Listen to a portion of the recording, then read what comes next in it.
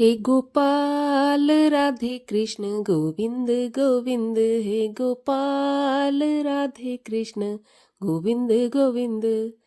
हरे कृष्ण, राधे राधे।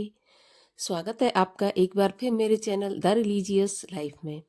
कान्हा जी की कृपा आप पर और आपके परिवार पर हमेशा बनी रहे। दोस्तों, आज के वीडियो में आप सुनेंगे माघ मास के महात्म का 5वां अध्याय। 5वें अध्याय में तिलोत्तमा द्वारा सुंद और उपसुंद का वध का वर्णन किया गया है। तो 5वां अध्याय आरंभ करने से पहले आपसे अनुरोध है कि अगर अभी तक आपने चैनल को सब्सक्राइब नहीं किया है, पहली बार मेरे चैनल पर आए हैं, तो कृपया चैनल को सब्सक्राइब कर लें और वीडियो आज का अच्छा लगे तो वीडियो को लाइक अवश्य कर दें और ज़्यादा से ज़्यादा इस वीडियो को शेयर करें।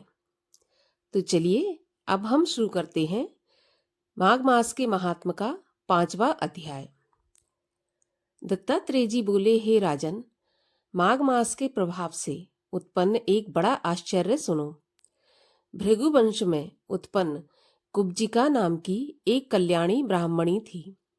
बाल वैधव्य के दुख से दुखी होकर उसने विंध्याचल पर्वत के नीचे रेवा नदी के किनारे अमरकंटक में घोर तप किया।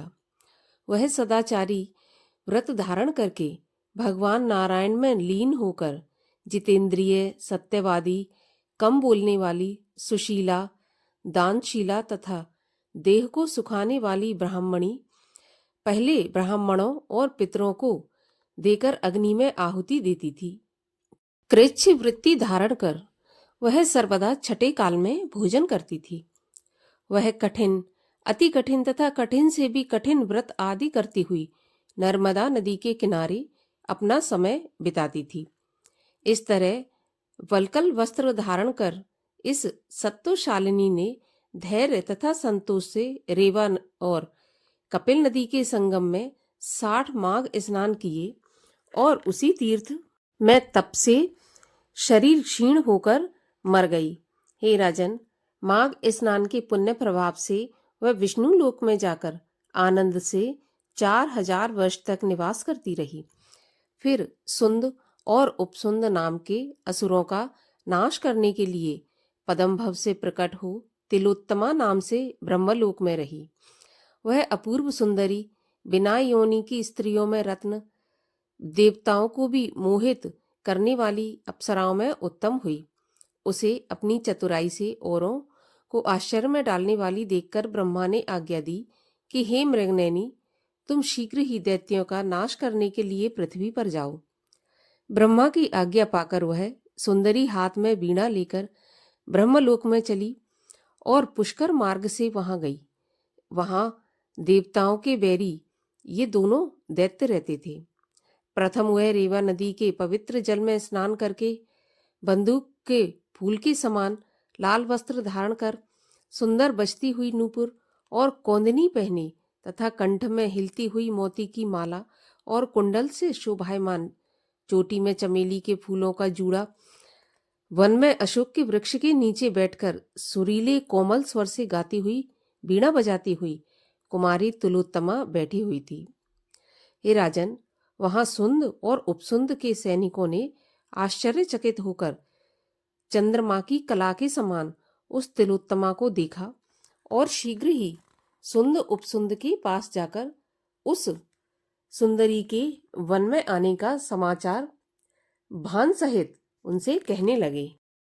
हे असुरो, ना जाने वह देवी है या दानवी है, नाग कन्या है या यक्षिणी अथवा कोई स्त्री रत्न है। आप दोनों श्रेष्ठ रत्न भोगी हैं और वह अबला रत्नभूत है। अतः आप वह सुंदरी दोनों के उपभोग करने के ही योग्य है। वह थोड़ी ही दूर वन में अशोक वृक्ष के नीचे बैठी हुई है। कामदेव को भी मोहित करने वाली उस स्त्री को आप दोनों ही शीघ्र चलकर देखिए।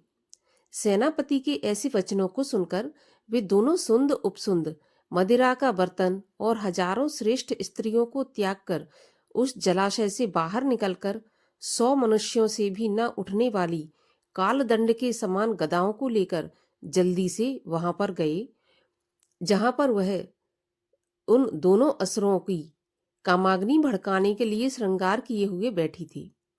हे राजन, वे दोनों उसके रूप से मोहित होकर उसके पास जाकर अत्यंत कामांध होकर आपस में कहने लगे, भाई आप इसके पास से हट जाइए, यह कमल नयनी मेरी भार्या होगी।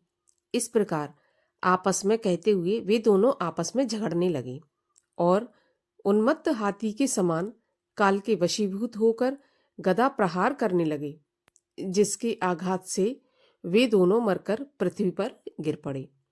अब दोनों को मरा हुआ देखकर सैनिकों ने बड़ा कौतूहल किया। कालरात्रि के समान यह सुंदरी स्त्री कौन है? हाँ, ये क्या हो गया? इस प्रकार सेना के कहने को सुनकर वह तिलोत्तमा दोनों दैत्यों को पर्वत से नीचे गिराती हुई, दशों दिशाओं को प्रकाशमान करती हुई आकाश मार्ग से देव कार्य करके ब्रह्मा जी के पास चली गई। तब प्रसन्न होकर ब्रह्मा जी ने कहा, हे चंद्रवदनी, मैंने तुमको सूर्य के रथ पर स्थान दिया। जब तक आकाश में स्थित सूर्य है तब तक तुम नाना प्रकार के भोगों को भोगो। हे राजन, वह ब्राह्मणी उत्तम अप्सरा होकर अब भी सूर्यलोक में माघ स्नान का फल उपभोग करती है। इसलिए हे राजन, श्रद्धावान मनुष्यों को उत्तम गति प्राप्त करने के लिए मकर के सूर्य में स्नान करना चाहिए, जिससे सभी पुरुषार्थ प्राप्त होकर सभी पापों का विनाश होता है। दक्षिणा सहित सभी यज्ञ इसकी बराबरी नहीं कर सकते। हे राजन, तीर्थ में माघ स्नान करने के समान पापों का विनाश कर स्वर्ग देने वाला, संसार में कल्याण करने वाला और कोई भी उपाय नहीं है। आज 5वें अध्याय की कथा आपको कैसी लगी कमेंट बॉक्स में जरूर बताइए, और अगर कथा अच्छी लगी हो तो एक लाइक अवश्य कीजिए। साथ ही साथ आगे की कथाएं सुनने के लिए चैनल को सब्सक्राइब कर लीजिए। तो चलिए अब हम मिलते हैं अगली वीडियो में। तब तक के लिए हरे कृष्ण।